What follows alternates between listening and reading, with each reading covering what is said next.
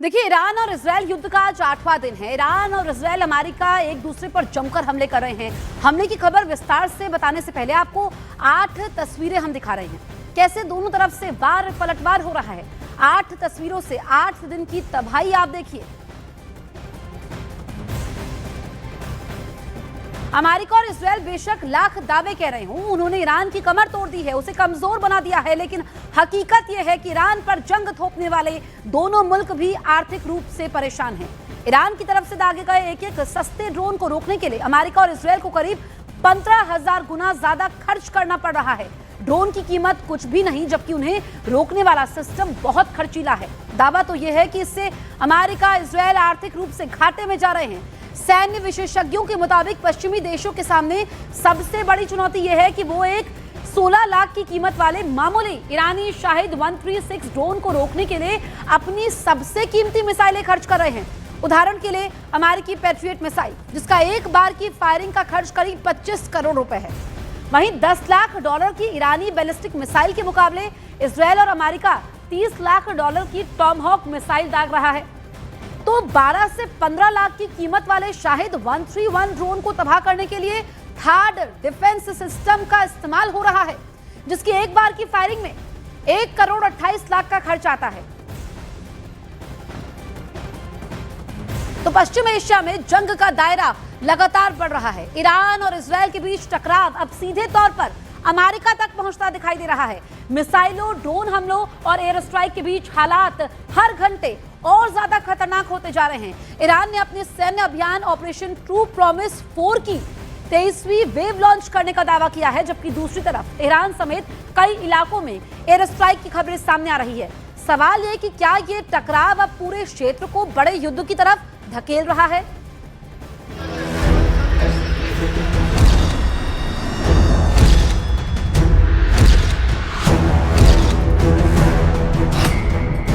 क्या इजराइल और अमेरिका ने महायुद्ध की आग लगाकर गलती कर दी? क्या ईरान के खिलाफ अमेरिका इजराइल को युद्ध महंगा पड़ रहा है? क्या इजराइल अमेरिका ने ईरान की ताकत का गलत आकलन किया? क्या ईरान अब दुश्मन के खिलाफ सीक्रेट वेपन का इस्तेमाल करेगा? Oh my God. Oh Jesus. जंग के मैदान से आ रही एक एक तस्वीर बता रही है कि हालात किस कदर भयानक हो चुके हैं। मिसाइलों की आग, ड्रोन के हमले और लगातार हो रही एयर स्ट्राइक ने पूरे इलाके को युद्ध के मैदान में बदल दिया है। इसी बीच ईरान की आर्मी यूनिट IRGC ने ऑपरेशन ट्रू प्रॉमिस 4 की 23वीं वेव शुरू करने का दावा किया है। ईरान का कहना है कि इस लहर में नई पीढ़ी की मिसाइलें और लंबी दूरी के ड्रोन इस्तेमाल किए गए। इन हमलों का निशाना इजराइल के सैन्य ठिकाने और क्षेत्र में मौजूद अमेरिकी बेस बताए जा रहे हैं। लगातार बढ़ते हमलों ने इस जंग को और खतरनाक बना दिया है और पूरी दुनिया की नजरें अब इस संघर्ष पर टिक गई हैं। ईरान का दावा है कि इस ताजा हमले में कई अहम सैन्य और रणनीतिक ठिकानों को निशाना बनाया गया। रिपोर्टों के मुताबिक इराक और जॉर्डन के पास मौजूद अमेरिकी रडार और एयर डिफेंस सिस्टम भी हमलों की जद में आए। कुछ रिपोर्ट में यह भी कहा गया है कि एक अमेरिकी terminal high altitude area defence system यानी थर्ड को निशाना बनाया गया। इसके अलावा इराक के एरबिल और बगदाद के आसपास भी ड्रोन एक्टिविटी देखी गई। यानी ऑपरेशन ट्रू प्रॉमिस 4 अब सिर्फ इजराइल तक सीमित नहीं रहा, बल्कि पूरे क्षेत्र में फैलता नजर आ रहा है। ईरान के इस ऑपरेशन का असर सिर्फ सैन्य ठिकानों तक सीमित नहीं दिख रहा। इराक के बसरा इलाके में ऊर्जा ढांचे और तेल से जुड़े ठिकानों के आसपास भी ड्रोन हमलों की खबरें सामने आ रही हैं। रिपोर्ट के मुताबिक बेकर ह्यूजेस से जुड़ी एक ऊर्जा सुविधा, रोमाइला ऑयल फील्ड और बसरा एयरपोर्ट के आसपास धमाकों की आवाजें सुनी गईं।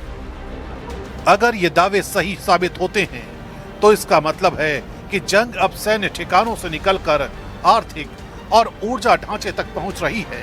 यही वजह है कि विशेषज्ञ इस पूरे टकराव को पश्चिम एशिया के लिए बेहद खतरनाक मान रहे हैं। दूसरी तरफ ईरान के भी भीतर हालात बेहद तनावपूर्ण हैं। राजधानी तेहरान पर लगातार एयर स्ट्राइक की खबरें सामने आ रही हैं और मेहराबादी एयरपोर्ट को भी कथित तौर पर टारगेट किया गया। यही वजह रही कि ईरान के कई शहरों में लोग सड़कों पर उतर आए। सब जेवर में हजारों लोग ईरानी झंडे लेकर प्रदर्शन करते दिखे। और वॉर ब्रेकिंग हम आप तक पहुंचा रहे हैं। ईरान के राष्ट्रपति मसूद पेज़ेश्कियान का बड़ा बयान सामने आया है। सीधे पड़ोसी देशों को निशाना नहीं बनाएंगे, उन्होंने ये कहा। आगे वो कहते हैं अगर हमारी जमीन पर हमला हुआ तो जवाब देंगे। बिना शर्त सरेंडर का ख्वाब भूल जाए, सरेंडर का ख्वाब कब्र में दफन हो जाएगा। तो ये बड़ा बयान दिया है ईरान के राष्ट्रपति मसूद पेज़ेश्कियान ने।